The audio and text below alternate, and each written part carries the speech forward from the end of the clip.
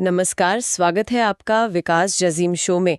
आज हम current affairs के एक महत्वपूर्ण विषय को बहुत आसान भाषा में समझने जा रहे हैं। जी।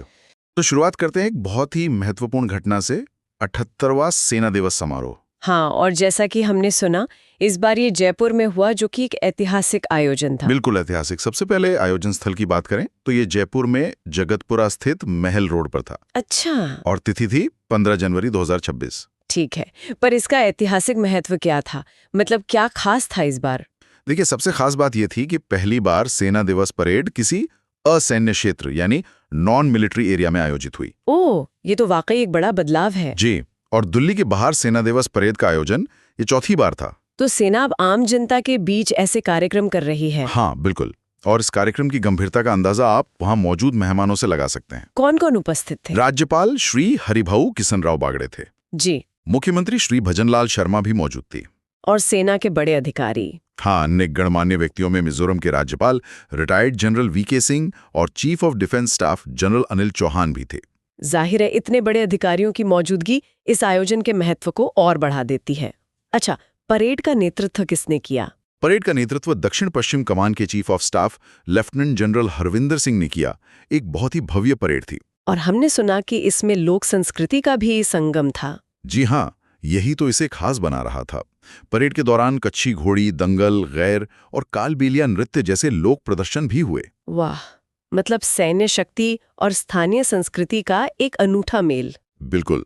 और इस शौर्य को आसमान में भी दिखाया गया। वायुसेना का प्रदर्शन भी था। हाँ, नाल एयरबेस से आए 3 जैगुआर लड़ाकू विमानों ने एक शानदार फ्लाई पास्ट किया। बहुत बढ़िया।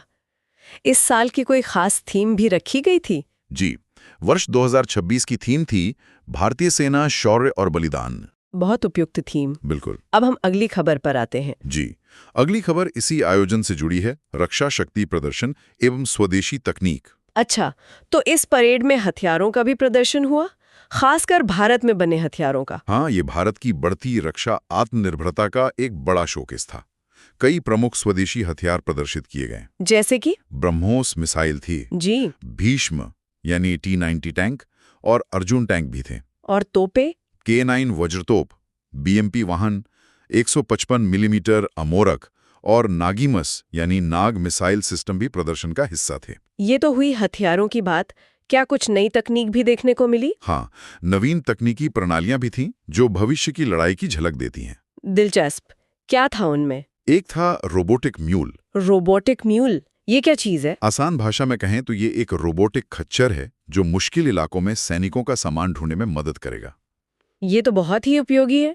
और? साथ ही वेपन लोकेटिंग रडार, जी। मॉड्यूलर ब्रिजिंग सिस्टम जो नदियों पर तेजी से पुल बनाने में मदद करता है, और? मल्टी बैरल रॉकेट सिस्टम और ड्रोन जैमर तकनीक भी प्रदर्शित की गई। इस परेड में किसी विशेष टुकड़ी ने भी भाग लिया था? हाँ, इसमें एक खास भागीदारी थी।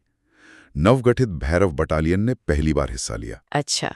और साथ ही गर्ल्स एनसीसी की टुकड़ी ने भी मार्च पास्ट में भाग लिया, जो महिला सशक्तिकरण का एक शानदार संदेश है। बिल्कुल सही। तो ये आयोजन सिर्फ सैन्य शक्ति का नहीं, बल्कि आत्मनिर्भर भारत और नारी शक्ति का भी प्रतीक था। अब हम अगली खबर पर आते हैं। जी। शौर्य और बलिदान की बात हुई तो वीरता पुरस्कारों का भी जिक्र जरूरी है। 5 शूरवीरों को मरणोपरांत सेना पदक दिए गए। जी, ये इस कार्यक्रम का सबसे भावुक और महत्वपूर्ण हिस्सा होता है। ऑपरेशन सिंदूर एवं अन्य अभियानों में अदम्य साहस के लिए 5 सैनिकों को मरणोपरांत सेना पदक यानी गैलेंट्री अवार्ड प्रदान किए गए। हमें उनके नाम जरूर याद रखने चाहिए। जी, पहले हैं सूबेदार मेजर पवन कुमार। सूबेदार मेजर पवन कुमार। दूसरे हवलदार सुनील कुमार सिंह। हवलदार सुनील कुमार सिंह।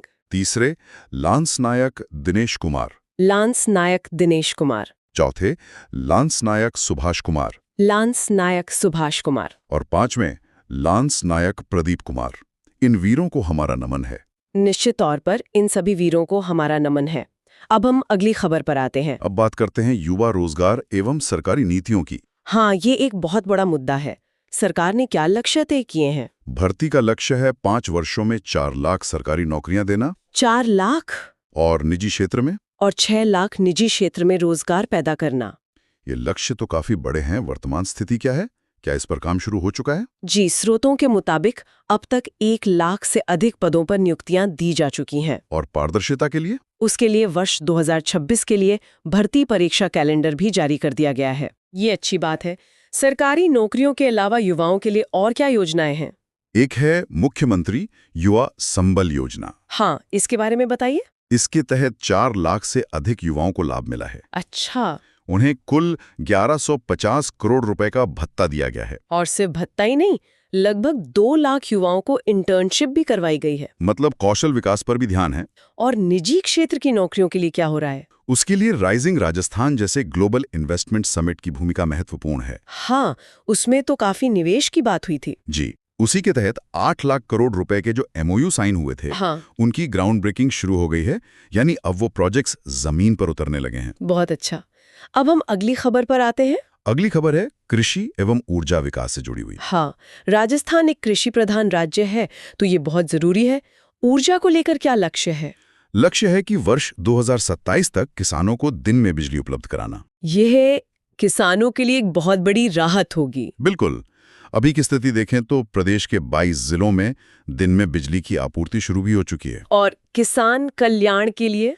किसानों को समय पर बीज, मिनीकिट एवं उर्वरकों की पर्याप्त उपलब्धता सुनिश्चित की जा रही है, ताकि खेती की लागत कम हो और पैदावार अच्छी हो। जी बिल्कुल। अब हम अगली खबर पर आते हैं। और अब बात करते हैं राजस्थान की पहचान की, जी। कला, संस्कृति एवं साहित्य। इसकी शुरुआत तो जयपुर लिटरेचर फेस्टिवल से ही करनी होगी। हाँ, JLF, जिसका उद्घाटन सत्र मुख्यमंत्री ने संबोधित किया। उन्होंने राजस्थान को ज्ञान, कला और संस्कृति की पुण्य भूमि बताया। बिल्कुल सही कहा। JLF तो अब एक ग्लोबल ब्रांड बन चुका है। इसके अलावा पर्यटन विभाग द्वारा जलमहल जयपुर के सामने पतंग उत्सव का आयोजन किया गया। पतंग उत्सव, इसमें क्या कुछ खास रहा? जी, इसमें विशेष आकर्षण था उप मुख्यमंत्री दिया कुमारी की उपस्थिति में। अच्छा। उस दौरान उड़ती हुई लालटेन, स्काई लैंटर्न्स छोड़े गए। वाह। और एक शानदार आतिशबाजी का प्रदर्शन भी हुआ। ये तो हुए बड़े शहरों के आयोजन। क्या दूर दराज के सांस्कृतिक स्थलों पर भी ध्यान दिया जा रहा है? हाँ, इसका भी जिक्र है। बेणेश्वर धाम, जो बांसवाड़ा में है, एवं उसके आसपास के क्षेत्रों के सौंदर्यीकरण के लिए DPR तैयार की जा रही है। DPR यानी डिटेल्ड प्रोजेक्ट रिपोर्ट, मतलब विकास की एक विस्तृत योजना। बिल्कुल। तो कुल मिलाकर ये खबरें एक ऐसे राजस्थान की तस्वीर पेश करती हैं जो परंपरा और आधुनिकता को साथ लेकर आगे बढ़ रहा है। यदि आपको ये व्याख्या पसंद आई हो तो हमारे YouTube चैनल विकास जाजिम को सब्सक्राइब करें। इस ऑडियो को अपने दोस्तों के साथ शेयर करें और अगर पसंद आया हो तो लाइक जरूर करें। अपने सुझाव और विचार कमेंट बॉक्स में अवश्य लिखें। धन्यवाद।